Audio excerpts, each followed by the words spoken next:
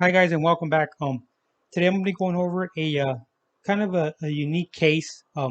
It involves a murder for hire plot. It actually gives a conspiracy of to commit a murder in a foreign country, cause a foreign travel to commit a murder for hire. So apparently, this the main suspect, he's a some kind of position. I'm not saying a high level, but he had his a faction in the actual cartel south of Texas. So he apparently he had some people working underneath him that actually pulled off a couple of jobs for him that he actually ordered. And the start of all this, apparently he was married to uh, one of the victims that he actually had hired somebody to kill. But the way he went about it is it was kind of, I don't believe all the facts were out, and I don't believe the U.S. government. It's just on the state side. It's not on the actual federal side. This is on a state charge, state jurisdiction. I don't believe that they actually assessed this threat to the level it got to. If not, they would have taken some very different precautions and some very different avenues, and not just let it flow the way it did, And I believe that they didn't think it was going to spin this out of control. People say they're going to do things, but as saying and doing is two different things. And apparently, his wife that he was currently married to, apparently there was a child from a different marriage involved, and he was actually accused of a sexual crime with this child. So they don't give the age, they don't give any kind of information, but the mom, his wife, was going to be a major witness to his case, and maybe to the extent of they had no case if she was not around. So he had an actual sexual charge on him. Um, the actual indictment, because it turned federal, the actual indictment conspires a brother and a sister of his. Um, by the way, they're all also indicted on actual uh, sale of a controlled substance. You know what I mean? Sale drug trafficking. And the actual sister, which she's still on the run, she was actually an elementary school teacher on the state side in elementary school. So, um, that shows they're a stable family from Texas. So apparently he conspired with his brother and sister to actually have the wife murdered. That was a plot. Apparently they were not able to actually get to her, so they tried to lure her by killing her father at his home, and he sent some people to take care of that and to make it look like it was cartel related. So they execute the wife, the one that's going to testify. They actually execute her dad, and the ruse was to get her to actually attend this wedding. I mean, this funeral, and kill her there, kill her around that area from the actual funeral arrangements or the funeral home or so forth. Apparently, the actual assassins, they were not able to get to this to his wife, for the reason there was too many police officers involved in the actual funeral. So there was too many cops for them to actually pull this off. So that plot falls apart, and about a month later, they execute her sister, which is the dead father's daughter, in front of her actual hotel that the father used to own.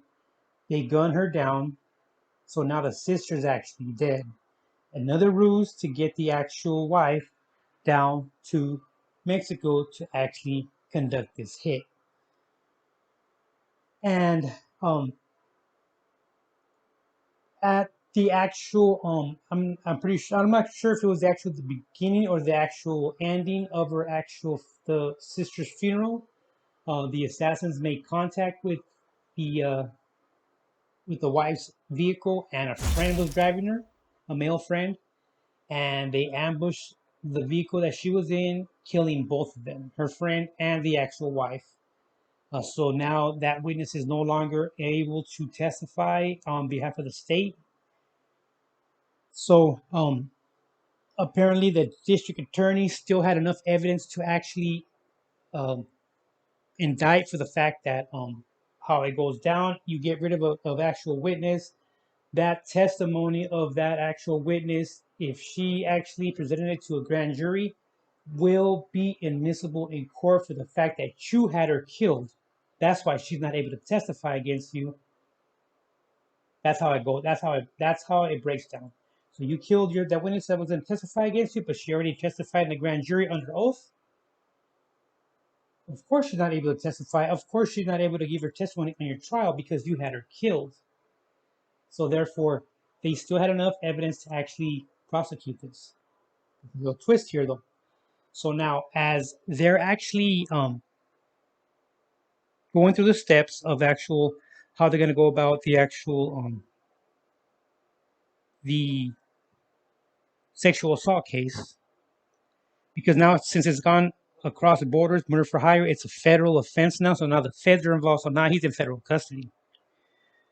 So apparently, I don't believe that the dead wife's ex-husband. I don't believe it was his child, but he actually at apparently at the arraignment for the actual sexual assault, one of the actual court hearings, um the actual lawyer for this individual had a proposition for his actual for the victim, his her what would be somehow the the ex-husband has the actual victim, the young victim of this sexual assault.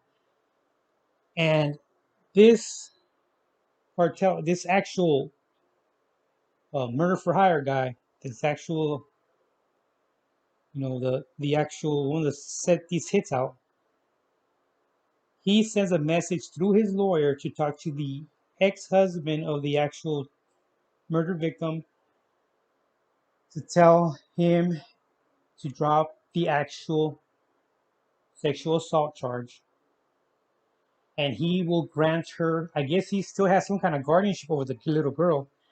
He will grant him actual guardianship and the money from the dead wife's life insurance.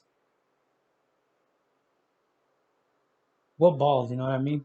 What balls? And the actual lawyer hit the actual the guardian after court, and the guardian, and not there and then, but with prosecutors and the district attorney and all these actual um, court officials, they're now wanting to know what the actual guardian is going to do about the actual victim. If she's going to testify, are they going to still go through with it? And the guardian says, "Hey, I'm gonna agree to drop the charges, not because of the money or because of the guardianship. Look what this guy just did to her father, her sister, and her. I have a family too that lives locally. Even if I wanted to pursue this actual sexual assault case, I would be too scared. I would be next." And that's exactly how he told the actual court officials of how this actually, played out, and what his decision was. And I you know what, I don't blame the guy. If he's already done all that, what's a couple of more people? And so for this whole murder for hire, all this actual murder plots that he did. You know, he's doing life. He's in jail right now. He's in a prison, in a federal prison in Illinois somewhere. But it just shows you, you know, the evil in people, man. And that's, I mean, even if you put it in a movie, you just can't even think that people are capable of actually committing this, you know. And I want to believe that the the main guy who shot called the actual murder. I want to believe that his family did not know or was not believing that he actually committed this, because family or no family, you do something like that to a young kid, you ain't walking away. You are not walking away. And I still remember when Shadow said, "I can't be a law enforcement because I couldn't handle people who actually hurt kids." And that stuck with me, and that's true. That stuck with me. That always stuck with me when he said that. And I just like, it makes sense. But I mean, family or no family, you do something like that, you ain't walking away. You ain't just walking away from that, you know. And you're not getting no help from any of us. And it's sad how it went down, but you know, he's doing life. The brother, he got life too, and the sisters, the school teacher, she's still on the run. They haven't caught up with her, but yeah, it's a sick world, you know. And that's one of the ones that actually a unique case, you know, the murder for hire in a foreign country. Okay, guys, don't forget to like and subscribe. Talk to you guys later.